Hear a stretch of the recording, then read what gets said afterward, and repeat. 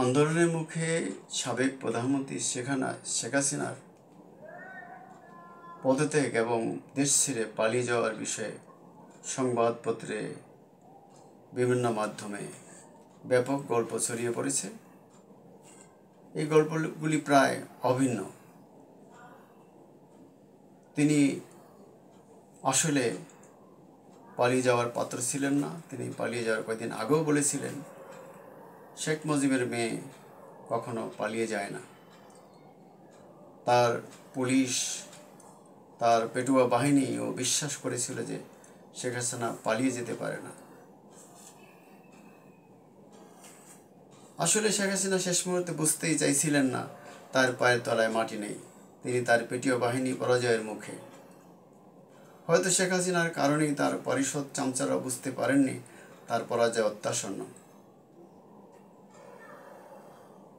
বুঝতে পারলে কি তিনি 5 তারিখে পদত্যাগ করে গণভবন ত্যাগের আগে এবং তারও একদিন আগে তিনি তার বাহিনীকে নিরস্ত্র শান্তিপ্রিয় আন্দোলনরত জনতার উপরে গুলি চালাতে পারতেন, গুলি চালানোর নির্দেশ দিতেন।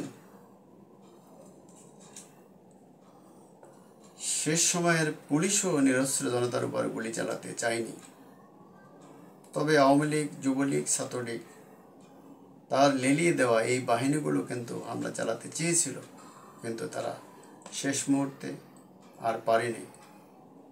সেনাবাহিনী ছাত্র জনতার অগ্রসমান মুভের উপর আর গুলি চালাতে রাজি হয়নি। এটা শেখ হাসিনার জন্য খুবই দুর্ভাগ্যজনক ছিল।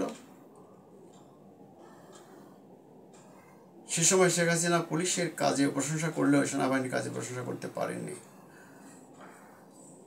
তার ছেলে, বোন, মন্ত্রিসভার কতিপয় সদস্য, আত্মীয়স্বজন মিলিয়ে তাকে বোঝাতে চেষ্টা করেছেন যে আপনার পালিয়ে যাওয়া উচিত, তবুও তিনি মানতে চাইছিলেন না।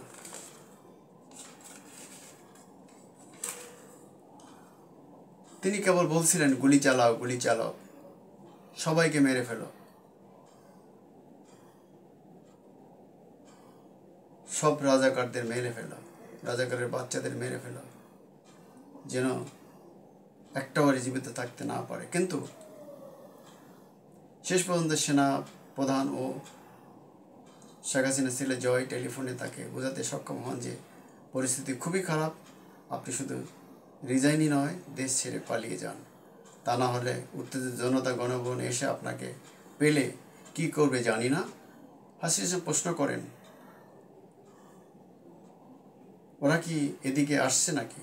উত্তরে হা বলা হলে তিনি খুবই পেরেশানিতে পড়ে যান, ঘামিয়ে যান। তিনি একটি ভাষণ দিতে চেয়েছিলেন জাতির উদ্দেশ্যে পদত্যাগ করে পালিয়ে যাওয়ার আগে, কিন্তু সেটাও সময় পাননি। হেলিকপ্টারে চড়ে তিনি চলে যান। অনেক কিছু জিনিসও তিনি তাড়াহুড়া করে নিতে পারেননি। অনেক বিলাস সামগ্রী ভবনে পড়েছিল, যা তার পালিয়ে যাওয়ার পরপরই গণভবনে ঢুকে পড়া জনতা কেড়ে নিয়ে যায়, লুটে নিয়ে যায়।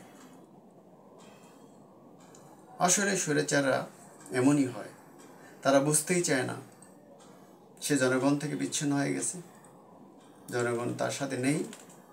ইভেন শেষ মুহূর্তে মৃত্যুর আতঙ্কে তার আশেপাশে থাকা লোকজনও তার সঙ্গে নেই, বাহিনীগুলো নেই।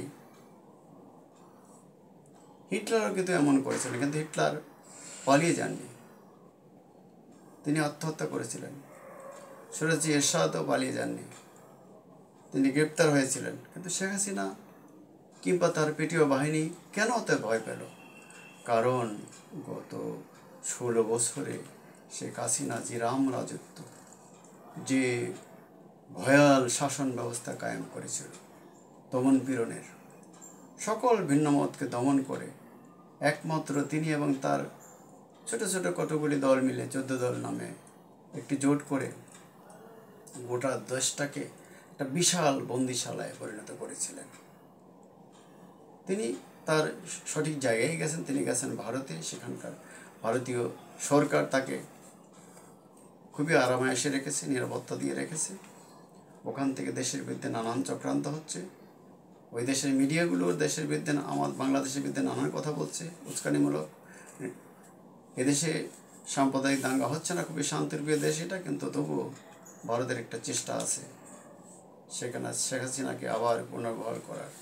তিনিও দেশটি ফিরে আসতে চান শুনেছি, আসতে পারেন, আসলেই তাকে হাজার হাজার এমনকি লাখ লাখ মামলা মোকাবেলা করতে হতে পারে, বিপুল সংখ্যক জনতাকে গুলি করে মেরে ফেলা, নির্দেশ দেওয়া, দেশের সমগ্র প্রতিষ্ঠান ধ্বংস করার সহ অসংখ্য মামলা তার বিরুদ্ধে হবে।